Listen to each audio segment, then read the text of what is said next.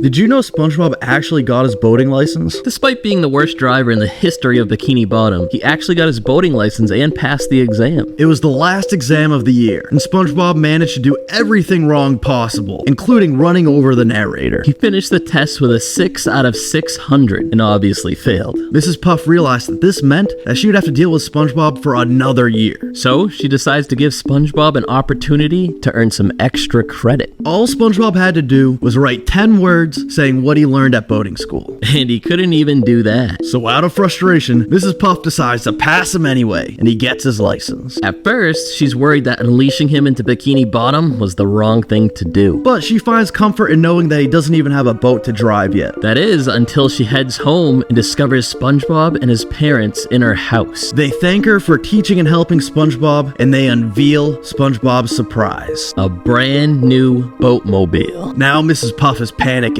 She knows she has to undo her mistake, and she tries to steal SpongeBob's boat. The only issue is, SpongeBob actually slept in his brand new boat that night. So the two fight it out. Mrs. Puff tries to steal it, while SpongeBob tries to save it. And just as SpongeBob finds out that Mrs. Puff has been the thief all along, they crash into a cop car. And so Mrs. Puff gets sent to jail, and SpongeBob gets his license revoked for not actually passing the exam. But the good news is, she can get out early, as long as she teaches SpongeBob for free.